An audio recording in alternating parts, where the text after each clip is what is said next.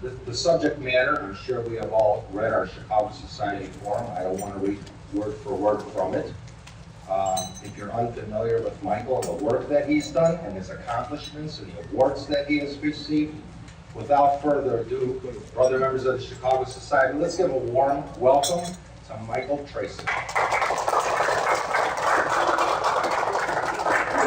Thank you very much for having me here tonight. I very much appreciate it, and the commercial as well. Polonia is very important to me, as is Poland itself. And those of you who've read anything about what I've been doing with respect to both of those know that I've invested a lot of energy and time in it. And I'd like to tell you a little bit about what I've done and talk to you a little bit about, I suppose, some things that you already know quite a bit about. Talking to some of you before I began meeting today, I learned a lot about certain people that are here that I talked to and their experiences. I think what I try to tell all the audiences to whom I speak, Jewish audiences and Polish audiences, I try to explain to them that there is unlikely to be found on the planet Earth any two nations that are related to each other quite like we Poles and we Jews are. We understand certain things about each other, and we interact with each other in some ways very much like a family does. And therefore, we have emotional connections. We strive with each other like the two biblical twins that strove with each other in the mother's womb. You know, there was a word introduced into the English language, at least for me, at the time of the Iraq War when it started. You remember you used to hear about the press was embedded with a group of soldiers. I never heard the word embedded before, but it reminded me today as I was thinking about today's speech that the Poles and the Jews were embedded with each other, if you will, in this land that we call Poland.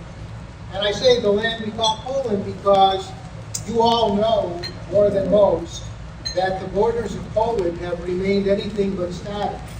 When I try to explain, especially to audiences who don't have that knowledge, about what Poland is, it's very difficult because we're talking about the time when there was a partition, or are we talking about the time when there was a kingdom, are we talking about the period between World War I and the outbreak of World War II? All of these things need to be explained, and many people don't have any patience to hear the details. But the details are what it's all about. The Jewish nation, that's an expression that I first heard when I went to Poland 21 years ago this month. I don't think I could have imagined 21 years ago this month speaking to this audience or having seen and heard and done what I've done in all of these years since then. I wasn't born in Poland. People often ask me, were your parents born in Poland? As though my interest must be based upon where my parents were born. My parents, each of them as children, they were born in what was the Russian Empire. My father was born in a place called Dvinsk, Russia. Today it's Daugavpils, Latvia. And my mother was born in Mogilov-Podolsky, which was then in the Russian Empire, but today is part of what we call Ukraine. Now, I didn't find out till much, much later that the Jagiellonian Poland actually extended as far as those two places. They were at the extreme ends. But my interest does not arise, and my passion certainly isn't born out of where my mother and father were born. It's really where the Jewish people were born, in a large sense. Now, you know, there are a group of Jews that are called Sephardim. They have their roots in North Africa and the Arab Peninsula. Their culture is a little bit different customs. But the Ashkenazi Jews, that is basically the Jews that most of us know today. They came out of Poland. When you see these very religious Jews wearing the long black coats and the furry hats, they're dressing like the Shlachta of 300 years ago. When we put money into a little box we call that box by its Polish name, the puszka. And when we put a piece of metal on top of the flame of the stove on Friday nights so that we don't cook directly on Shabbat on a fire, we call that a blech, which comes from blach. Our language is filled with Polish language. Our customs are very similar. We are two nations that are like two trees, where their roots are in the same soil, the same earth, and they're watered. They're watered by tears that were shed in Jewish and Polish happy times, and also tears that were shed when the times weren't so happy. And unfortunately, those roots were also fed by blood. The blood that was shed between Jews and Poles, and the blood that was shed by the enemies of Poland, such as in the Chmielnicki years in 1648. The Jews have been in Poland for over 700 years. I've heard, and you've heard, all of the common platitudes about how King Kazimierz Wielki invited us, and in fact it's true. Our nation, which had been expelled from Israel by the Roman conquest 2,000 years ago, went to Europe, and when we lived in Western Europe, in France, in Germany, etc., we were persecuted, particularly during the Middle Ages, during the time of the Crusades. And it was the wisdom of King Kazimierz that brought us to Poland. There, we were guaranteed protection and freedom and the ability to live and prosper.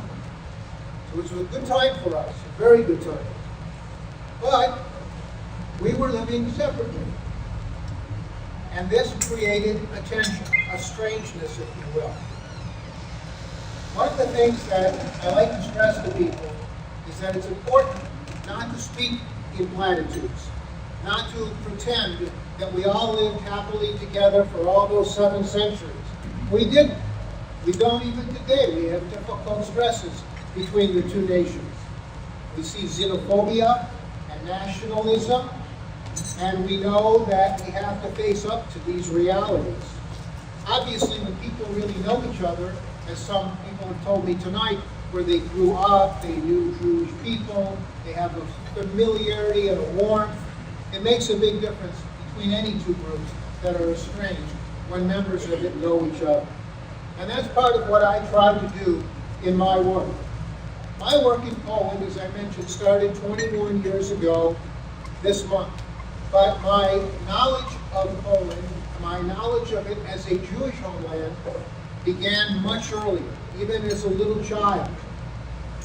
All of the history of the Jewish people could not exist without Polish history, much in the same way that there can be no Polish history that's complete without the Jewish history. And yet, I met so many Jews who would never step foot in Poland. They consider it a cursed land. And when you ask them, well, have you ever been to Europe? They say, oh yes, I enjoy skiing in Austria. Or I like going to the nightclubs in Germany. It's astounding how the perpetrators of the Holocaust have countries where Jews are comfortable, and yet in Poland, they find themselves uncomfortable. How can that be? It defies logic, certainly. It doesn't speak to the real facts. In fact, you often hear Jewish people speaking about Poles in Poland as though it were the home of the perpetrators of the Holocaust. And that's what I talk to Jewish audiences about. At the same time, I tried to talk to Polish audiences, like Polonia here in America, but also in Poland, about what are these roots of this tension between Jews and Poles. The title of what you saw in the newsletter here was Poland in the Heart of the Jews and the Jews in the Heart of Poland. And it's true, if you don't know it already, that there can be no Jewish heart without Poland inside of it. And in fact, the Jews were in the heart of Poland. We are related in this special way that I referred to a moment ago. We're in the culture, we're in the mythology, and we're what one author called Poland's threatening other, this mysterious, strange people. We eat differently, we were dressing differently. In 1939, the vast majority of Jews in Poland, Polish citizens, didn't speak the Polish language, or if they spoke it French. The assimilated Jews were few in number, although they did exist. In fact, as a sidelight, I'll mention one of the more dramatic stories about the Holocaust is about the church in the ghetto, which was the church for the Jews who had converted to Catholicism. Some of them, in fact, their parents had converted to Catholicism. And when the Germans came, they didn't care about their religion. They cared about their race. And they treated them as Jews. And perhaps one of the most dramatic, ironic, and sad visuals of those days were Catholic Poles accompanying coffins at funerals to the gates in Shalajna Street because they couldn't go through the gate themselves as the body was taken to the cemetery to be buried outside of the ghetto. These people are the subject of a book by a professor at the University of Chicago. It's a very interesting story. But our relationship is indeed something very, very special. And that's what I try to bring to all of these audiences and talking to them about the realities of the relationship.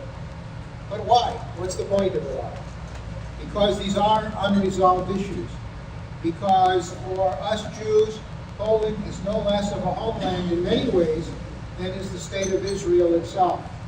This is the place that we look back to. I remember once, back in the early 90s, one of the secretaries in my office and I were talking, and I asked her where she was from. She told me, a place you never heard of. People like to tell me that all the time. And in this case, it was Stone.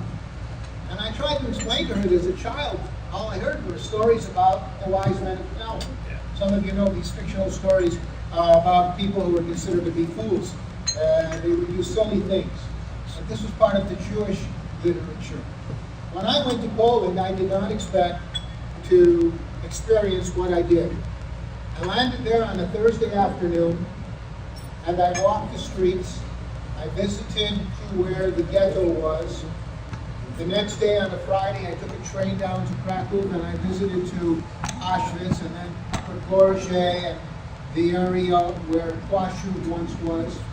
And then I spent a Shabbat there, and I took a train on Saturday night, and ended up in Lublin.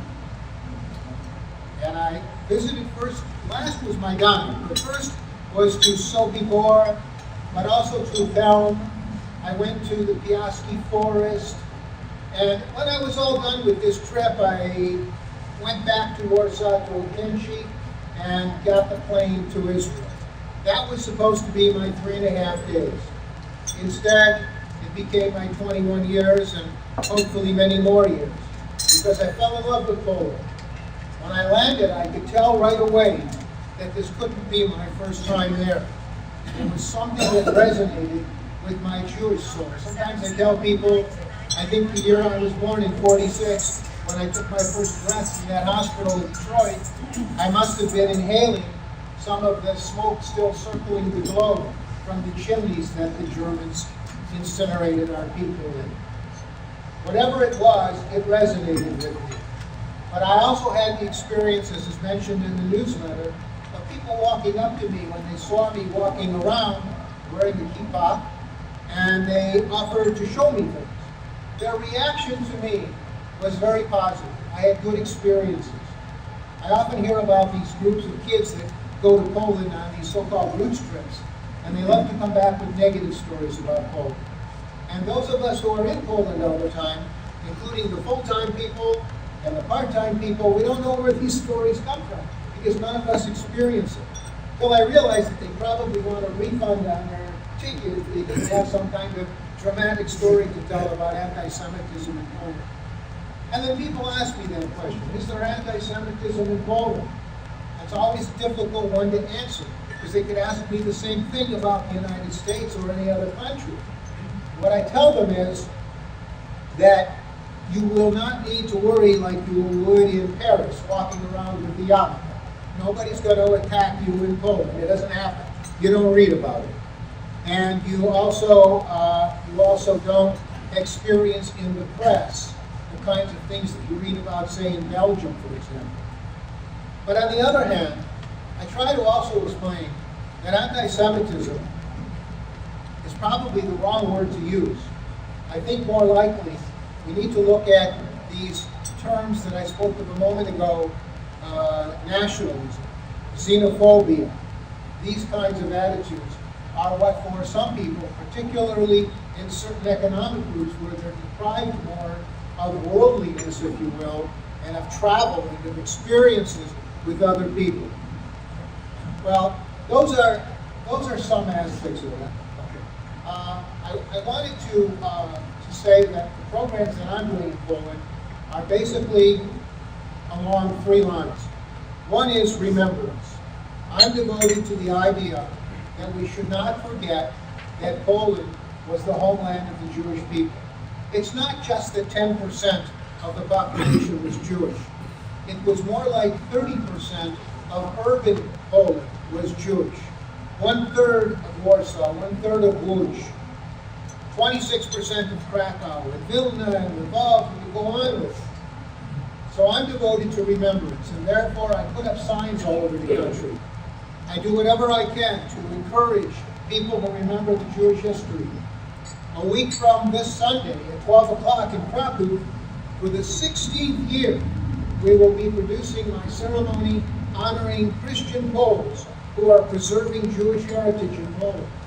At that ceremony, we have 10 people who've been selected, and the ambassador of the State of Israel and I, and this year the Minister of Culture of Poland, will be presenting certificates of appreciation to these people who sacrificed their time, their money, and in some cases, the love of their neighbors for preserving Jewish heritage. The second theme is one of remembrance in the sense that I want people to know what Jews were. I want Christian Poles to know what Jews were. So we go to towns like Pińczów and Przemyśl and to Krakow itself and to Gdansk, and we make a Shabbat weekend from a Friday afternoon to a Sunday morning. These Shabbat weekends are made up of about 150 people. Half of them are Jews, most of whom had their roots in the town, but who fly to Poland from America, from Canada, from elsewhere in Europe, Sweden, and from Israel. And the other half are the local Catholic population, usually Catholic, some Protestant, and I guess some Muslim even. But we put together a Shabbat so that people can really get together. And the Jews who come can meet the Poles, and the Poles can see some of the mysteries of what Jews do and what Shabbat is all about. We also produce books, religious books and books for people who want to attach themselves to the Jewish people. They're published in Hebrew with Polish translation and then Polish transliteration as well. The other aspect, which is the one I've been talking about, has to do with Polish-Jewish relations. We want Poles and Jews to know each other, to talk about the good things and the bad things, and to realize how much we share. There is no other diaspora that we lived in that we were so intimately involved in. You know, in New York, there was a comedian named Lenny Bruce. He used to say, everybody in New York is Jewish, even the Goy. And he also said everybody in Iowa is a Goy, even the Jews. And what he meant by that, of course, was that in New York, the Jewish culture is so prominent, with only about 15%, that even people who aren't Jewish know about Jewish culture, Jewish words, Jewish ideas. The same is true today in Poland.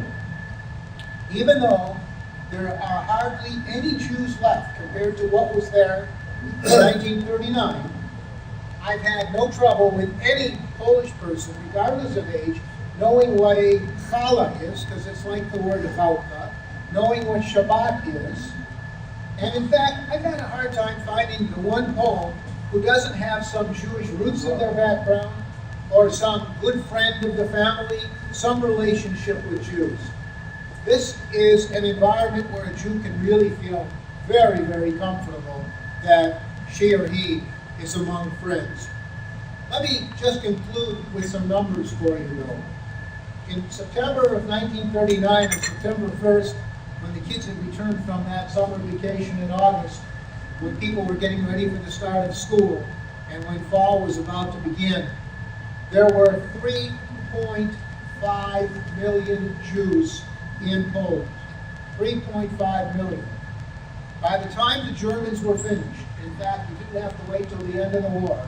By 1944 and 1943, at the end of the year, 90% of the Jewish people of Poland had been murdered.